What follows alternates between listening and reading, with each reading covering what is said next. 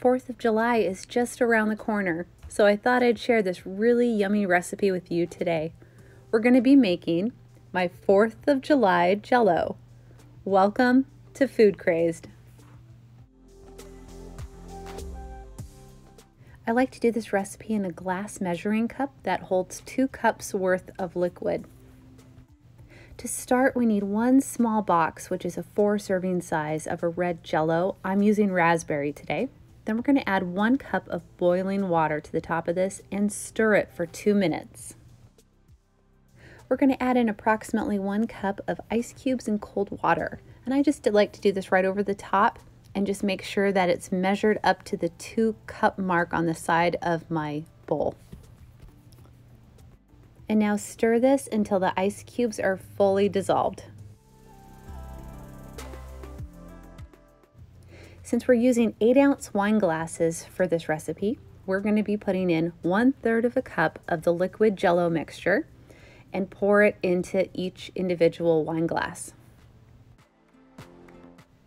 If you need this recipe sugar-free, just use sugar-free Jellos for all the layers. I wanted to show you this. I had a little bit left over at the bottom of my measuring cup, and I decided to just divvy it out between all of the wine glasses. And this is a good idea when you're at the end of each level, if you have any left over, to just kind of spread it out evenly among the 6 wine glasses. Now chill these in the fridge for 2 hours. After your Jello has set up, let's move on to the next layer. I'm using 1 small box of a yellow Jello, and it's lemon flavored. To this, we're going to add 1 cup of boiling water and stir this for 2 minutes.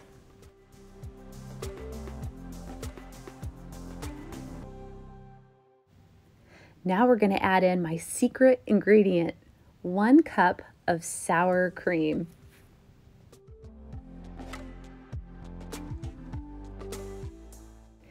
Now just mix this up until it's nice and creamy, and I suggest using a whisk during this part of it. We're going to repeat the process that we did earlier. We need to measure out 1/3 of a cup of the liquid lemon Jello and pour this on top.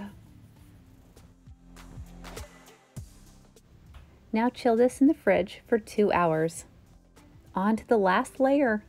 Let's put in 1 small box of a blue Jello. I'm using berry blue. 1 cup of boiling water, and we're going to stir this for 2 minutes. Now we need to add about 1 cup of ice cubes in cold water so that the liquid Jello measures up to the 2 cup mark on the side of the measuring bowl. Now just stir this until the ice cubes have fully melted. We're going to repeat the process again of measuring out 1/3 of a cup of the blue liquid Jello and pouring this over the top of our chilled Jellos.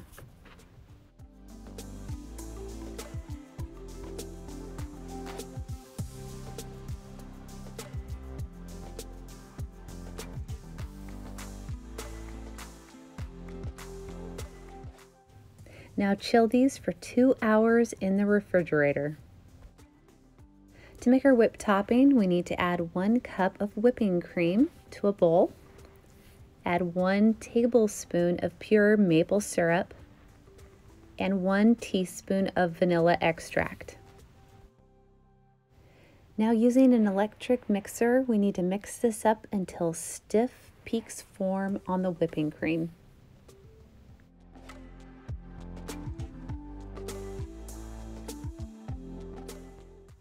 You can see that the whipping cream is fully set up and holding its shape even on the beaters. I'm going to be using a piping bag with a star tip today.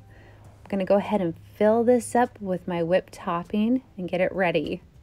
If you don't have a piping bag, you can go ahead and just dollop on some whipped topping on top of the dessert, and that would work just fine too.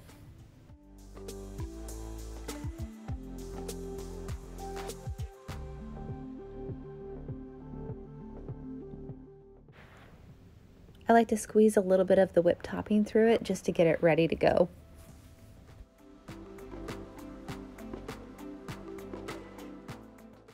Once your Jello is set up, it's time to top these with the whipped topping.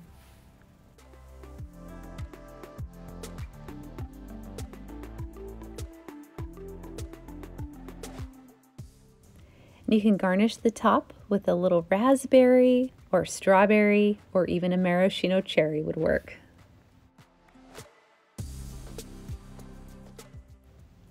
This recipe is so fun to make in the summertime, and it tastes super amazing too. Even the middle layer that has the lemon, it's like this cream lemon layer, is beautiful, especially with like the raspberry Jello and the berry Jello. It's just delicious. I'll put a link down in the description below to the full recipe. Don't forget to subscribe to the channel for more yummy recipes. Thanks again for watching.